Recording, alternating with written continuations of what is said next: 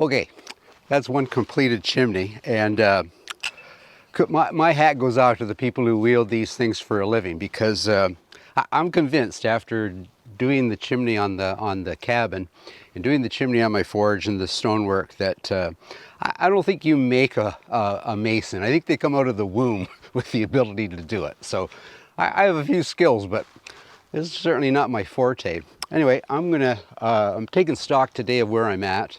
I felled the first tree I think about 10 weeks ago, roughly, so 2.5 months in.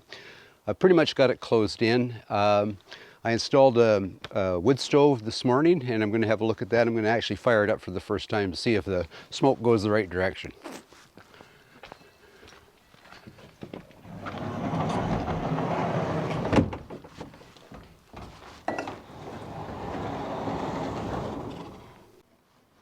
That is one completed stone forge, and that's the first one I've ever built. And like I said, I've got a lot of respect for masons, so it's going to work. That's the bottom line. If it isn't all that pretty, it certainly is going to be functional, I hope.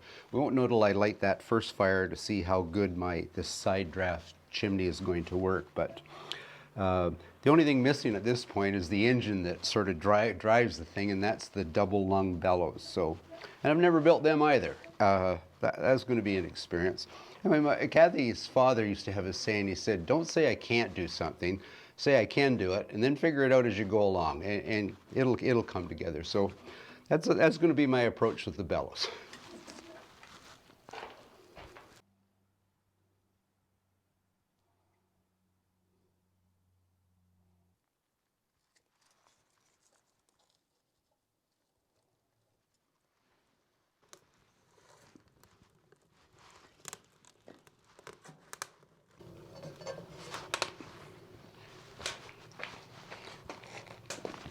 There will be those wondering, why have I put a wood stove in a blacksmith shop that's got a forge? So bottom line is, a forge doesn't provide a lot of heat for the room. Most of it's going up the chimney. And one of the reasons we've decided to build a 19th century blacksmith shop instead of an 18th century blacksmith shop is these guys weren't available in the 1700s, but they were in the 1800s. So Benjamin Franklin, he designs sort of the first really workable wood stoves, if you would. And at the same time, this Count Rumford decides, he says, I can build a better, more efficient fireplace.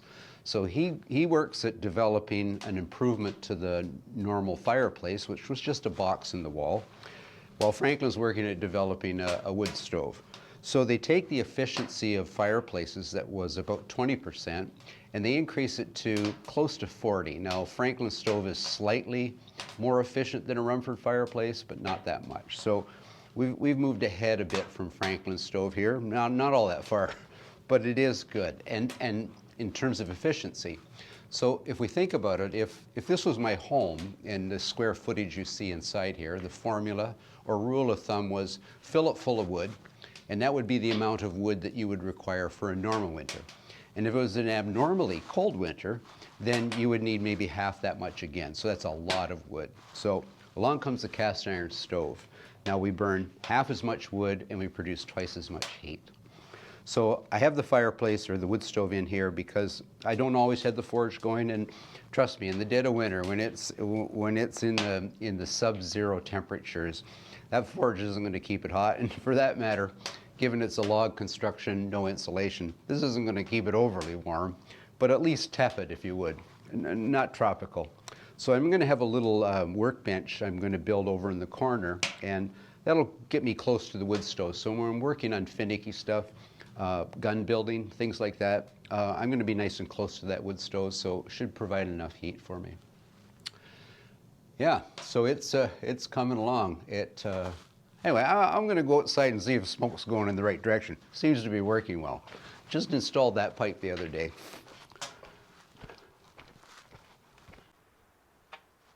Yep, that smoke's going in the right direction. So, and I got enough clearance, I think, on my building. That's going to work really well. Anyway, back inside, I'm going to talk a wee bit about some of the other innovations that take place in the 1800s that they didn't have in the 1700s. Before I go back inside, I should point out I cut a 45-gallon whiskey barrel in half the other day, and it smells just grand. That was quite aromatic. So the one half I'm going to use for my quenching tub in the blacksmith shop, and this one's going to be for horses. So I'm going to build a hitching post, so anybody who wants to bring their horses here to get shod, they can have a drink of water. Anyway, back inside and look at some of those innovations.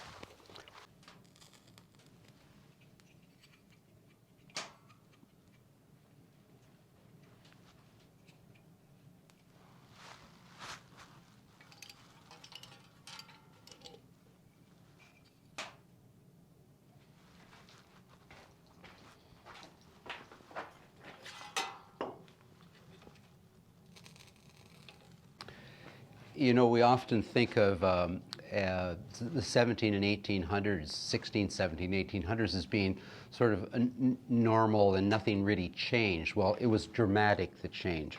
In fact, it's as dramatic between 1700 and 1800 as it would be between 1900 and the 2000s, so in our modern time. And we think about innovations, things like the wood stove here. If someone, let's say, was born in 1750 and then could fast forward themselves to 1850, they would think that some aliens had landed or they'd time warped or something, because the things that were available during that industrial revolution were absolutely phenomenal compared to that 100 previous years. So if we look at lighting as an example, coil oil lanterns, a primitive one was invented somewhere around 1780, somewhere in there. By the time we get into the 1800s, we're looking at lanterns that are pretty comparable to this. So they're going to provide really good, adequate lighting here, where prior to that it was candles, and only the rich could afford beeswax candles, and the poor would use what was called a rush lantern. So, and this ties in with blacksmithing. So Hayward Meisner, I mentioned him before, he made this out there in Nova Scotia, and he gifted that to me. And I aspire to be half the blacksmith Hayward is there. So yeah, Hayward, I appreciate that. I'm going to use that as a model to make a few more. And like I say, aspire to make one that's even half as good as that guy.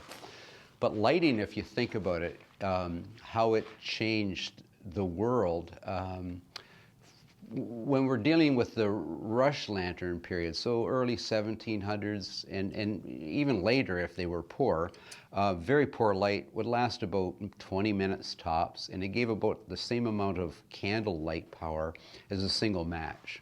So the candle was a huge improvement on the rush lantern, but this is leaps and bounds forward. And then if we get into modern times, we get into the electric light bulb, which really changed or revolutionized the world.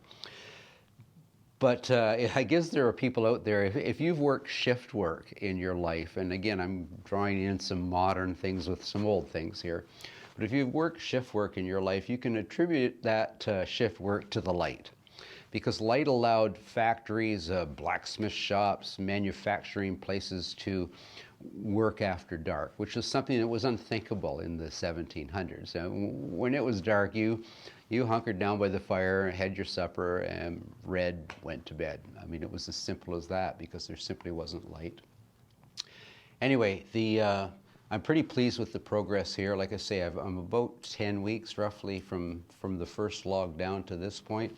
I'm going to be working on the bellows next. I'm not sure how long they're going to take me. They're fairly, for a simple device that just pushes a wee bit of air when you pull up and down on it.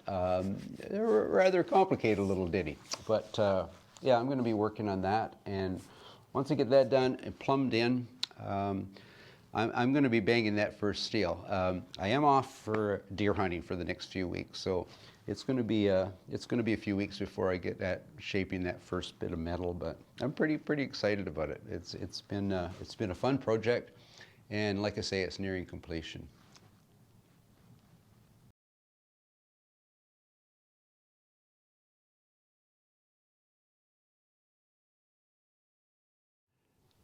Okay, you know you have too many birch bark canoes when you have to store them in the ceiling. So I've got one stored here in the new blacksmith shop. I've got one stored in the house, and I've got one stored in the canoe building shed. So I was contemplating building another one this coming spring, but I may have to revisit that or rethink that, I think. Anyway, the last thing that I have to do on the structure, and I'm essentially done, is the chinking. So I've got, this is a finish coat of mortar. This is finish coat. Here's rough coat, rough coat. So I've only got a few logs. I've got most of the finish coats in this front short section of wall. So I have probably a good full day of chinking, and yeah. Then I have to start making stuff on the blacksmith shop because I need things like I need metal hangers, if you would, to store my raw material. I need a locking system for the door. So those will be some of the first things that I'm going to bang out on the forge once I get it fired up. Anyway, I'm quite pleased with it. It's a warm day, and this wood stove's working because it's a little tropical in here. Anyway, I'm going to go mix some mortar.